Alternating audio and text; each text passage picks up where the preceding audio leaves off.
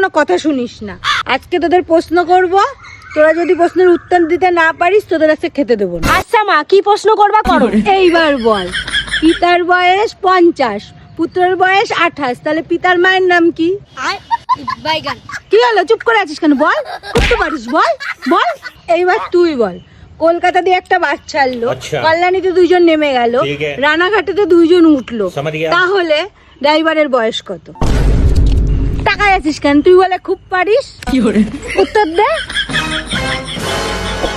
এইবার তুই ক, একটা মেয়ের 35 বছরে বিয়ে হয়েছে, 36 বছরে তার স্বামী মারা গেছে, তাহলে ওই মেয়ের বাড়ি একজন কাজ করতো, তার নাম কি?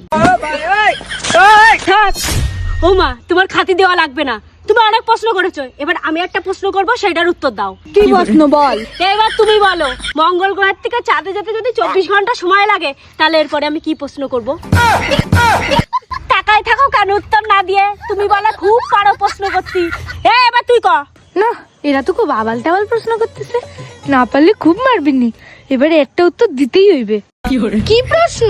মনে কর এইখান থেকে আমাদের বাড়িতে যেতে 15 মিনিট সময় লাগে, তাহলে চুন্নি নদীতে কয় বালতি জল আছে? 5,55,555 বালতি। তোরা কে বললো? তুই কিভাবে জানলি? বিশ্বাস না হলে তুই চল, আমি দাঁড়ায় থাকবো না, তুই মাপিস খানি।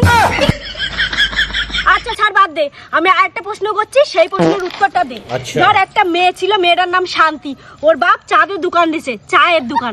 এখন ওর বাপ স্টিলের গ্লাসে চা বেচবে না কাঁচের গ্লাসে? মাটির ভাড়ে চা বেচে। চাঁদে মাটির ভাড় কোথায় পেলো? চাঁদের চায়ের দোকান কি তোর বাপ দিছে? না, শান্তির বাপ দিছে। শুনলি এখান দিয়ে?